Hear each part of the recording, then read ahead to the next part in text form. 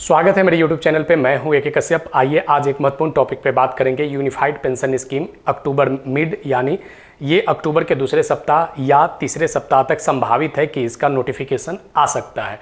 केंद्र सरकार इस विषय पर कौन कौन से मुद्दे पर विचार कर रही है, इस वीडियो में इसका बात करेंगे। अभी देखिए, एनपीएस रिव्यू को लेकर जो कमेटी गठित किया गया था टीवी सोमनाथन की अध्यक्षता में, जो उस समय वित्त सचिव थे, और अभी वर्तमान में जो टीवी सोमनाथन एनपीएस रिव्यू को लेकर जो कमेटी में एक सदस्यीय रूप में जो कार्य कर रहे थे, अभी वो कैबिनेट सचिव बने हुए हैं।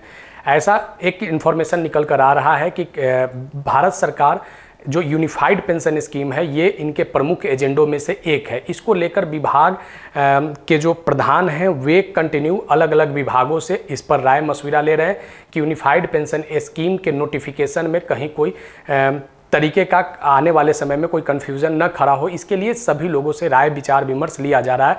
ऐसा संभावना जताया जा रहा है कि अक्टूबर मध्य तक आपका ये यूनिफाइड पेंशन स्कीम पर जो एक डार्क जो दिखाई दे रहा है, जो अभी अंधेरा दिखाई दे रहा है, वह आपके सामने जो छिपे हुए बात हैं वो सभी आपके सामने आ जाएंगे। अभी बात करेंगे हम लोग इस यूनिफाइड पेंशन स्कीम पर, और इस यूनिफाइड पेंशन स्कीम को जानने से पहले ये समझना जरूरी है कि क्या केंद्र सरकार इन पॉइंट पर क्या राय विचार विमर्श कर रही है, या यूनिफाइड पेंशन स्कीम में ये बातें शामिल होने की क्या संभावना बने हुए हैं। सबसे पहला पेंशन, और दूसरा यहाँ पे जो पॉइंट है, दूसरा पॉइंट जो यहाँ पे है commutation of pension, death cum retirement gratuity, general provident fund, contributory provident fund, leave encashment, और इसके बाद central government employ group insurance scheme, TA for settlement at station after retirement. क्या केंद्र सरकार इन विषयों पर क्या यूनिफाइड पेंशन स्कीम में क्या बात कर रही है? क्या यूनिफाइड पेंशन स्कीम के नोटिफिकेशन में इन बिंदुओं पर ही बात चल रही है, या केवल मिनिमम पेंशन के ही मुद्दे तक यूनिफाइड पेंशन सीमित रह जाएगा? चलिए आइए बखूबी इस चर्चा में हम लोग शामिल होते हैं। और सबसे पहले, अगर आप न्यू व्यूअर हैं तो चैनल को जरूर सब्सक्राइब करके बेल आइकन को दबा दीजिएगा। अगर ये सारे पॉइंट अगर आपकी यूनिफाइड पेंशन स्कीम में शामिल हो रहे हैं, तो अगर आप केंद्र सरकार के कर्मचारी हो या राज्य सरकार के कर्मचारी हो, तब आपके लिए काफ़ी ये खुशी का माहौल हो सकता है, आपके लिए ये जश्न मनाने वाला पेंशन हो सकता है। लेकिन अगर इसमें अगर कहीं पे अगर कोई त्रुटि रह गया, या सरकार अगर इन सारे सुविधाओं के साथ यूनिफाइड पेंशन स्कीम को लागू नहीं किया, तो आपके लिए ये निराशा वाला इन्फॉर्मेशन हो सकता है यूनिफाइड पेंशन स्कीम। तो चलिए देखते हैं। सबसे पहले यहाँ पे जानेंगे सबसे पहले कि जो पेंशन की जो प्रक्रिया है, old pension scheme, unified pension scheme और नेशनल पेंशन स्कीम, तो ये तीनों को थोड़ा सा इसमें हम लोग हल्का बारीकी से समझ लेते हैं।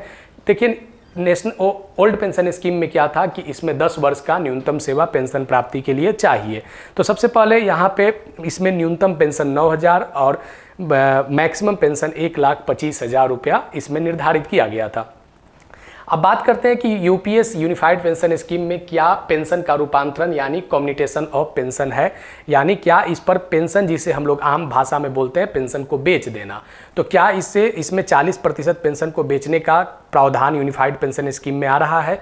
दूसरा यहाँ पे जो देखेंगे आपका डेथ रिटायरमेंट ग्रेचुइटी, ये यूपीएस का क्या पार्ट बनने वाला है, और सर्विस ग्रेचुइटी जो ओपीएस में दिया जाता है। इसके अलावा जो जीपीएफ होता है, जीपीएफ के अलावा डिपॉजिट लिंक्ड इंश्योरेंस स्कीम, जमा लिंक्ड बीमा योजना और अंशदायी भविष्य निधि।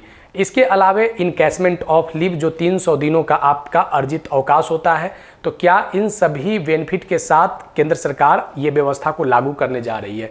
इसके अलावा देखिए, यहाँ पे केंद्रीय सरकारी कर्मचारी का समूह बीमा योजना है। अब आइए, ये सारे व्यवस्थाओं को अगर यूनिफाइड पेंशन स्कीम में अगर जगह दिया जाता है, तो यूनिफाइड पेंशन स्कीम बिल्कुल ओपीएस के जैसा हो जाएगा। तब फिर अंतर क्या रहेगा ओपीएस और यूपीएस में? तो देखिए, यहाँ पे सबसे पहले जिस बात को हम लोग समझते हैं, अभी तक जो आपने देखा होगा पिछले महीने में कि जो केंद्रीय मंत्री अश्विनी वैष्णव थे, उन्होंने प्रेस कॉन्फ्रेंस में ये बात कहा था कि मिनिमम पेंशन जो निर्धारित किया गया है, उसके लिए जो सर्विस कट ऑफ ईयर जो निर्धारित किया गया है, वो 25 वर्ष निर्धारित किया गया है। यानी अगर आपकी 25 वर्ष से ऊपर की सेवा है, 25 वर्ष या उससे ऊपर की सेवा है, तो आपके मूल वेतन, अंतिम मूल वेतन का 12 महीने को औसत निकालकर उसका 50% दिया जाएगा। लेकिन अगर उससे कम है, यानी 10 वर्ष या उससे अधिक है, तब आपको रेशियो वाला और प्लस में उसमें डियरेंस अलावेंस वगैरह जोड़कर आपको दिया जाएगा। देखिए इस मुद्दे को जरा समझिएगा।